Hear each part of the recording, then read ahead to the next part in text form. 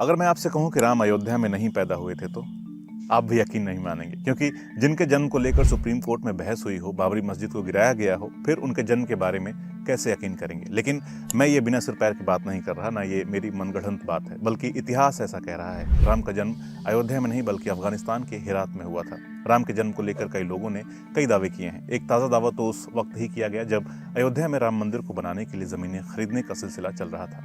यह दावा हुआ भारत के पड़ोसी मुल्क नेपाल से। यूपी के अयोध्या से तकरीबन 243 किलोमीटर की दूरी पर नेपाल में है थोरी। नेपाल के प्रधानमंत्री केपी शर्मा ओली ने कहा, भगवान राम का जन्म स्थल अयोध्या में नहीं बल्कि नेपाल में बीरगंज के नजदीक थोरी है। भगवान राम भारतीय नहीं, नेपाली थे।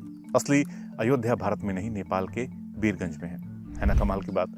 जहां भारत में श्री राम का जन्म स्थल बाबरी मस्जिद को बताकर ढांचे को गिरा दिया, नेपाल का दावा हैरान करने वाला था।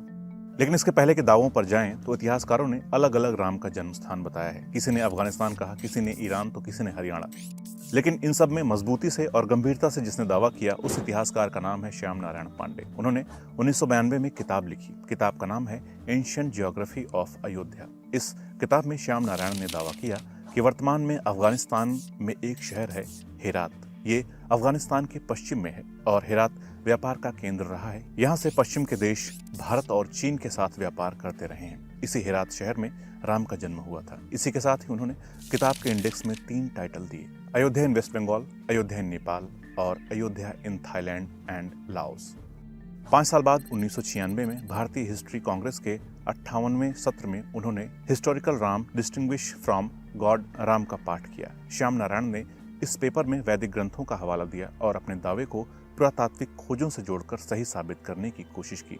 साल 2000 में एक और किताब आई, द वैदिक people, there history and geography.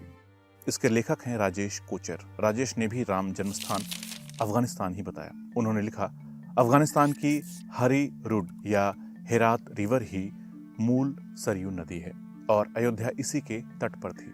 लिहाजा अयोध्या की तलाश इसी नदी पर की जानी चाहिए, ना कि आधुनिक सरयू के किनारे।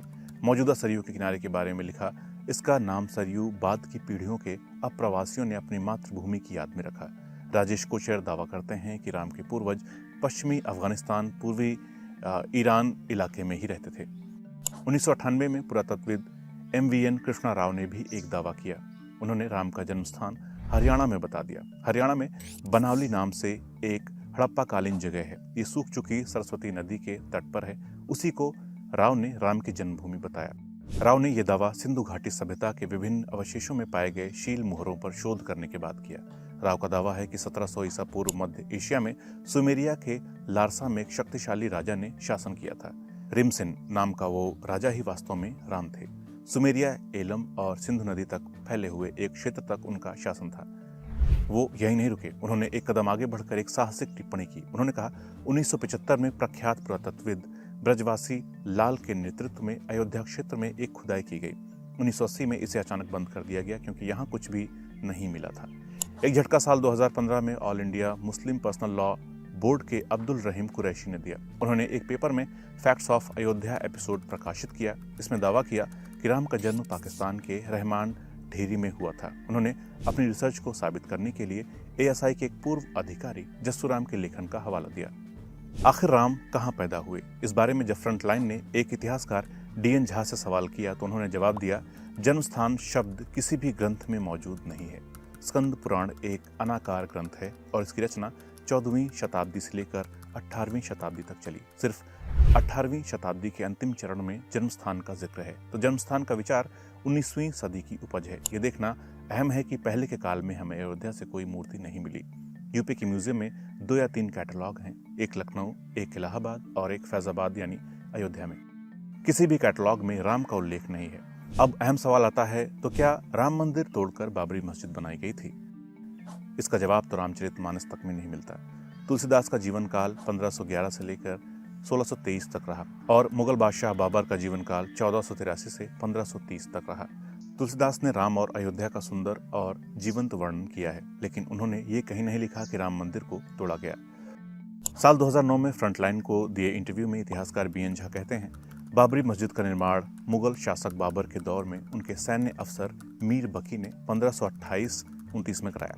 आरएसएस से लेकर तमाम हिंदू संगठन तर्क देते रहे कि मस्जिद राम मंदिर को तोड़कर बनाई गई थी और राम का जन्म स्थान यही था। लेकिन सच ये है कि 1948-49 में गोविंद बल्लभ पंत संयुक्त प्रांत के सीएम थे और नेहरू पीएम।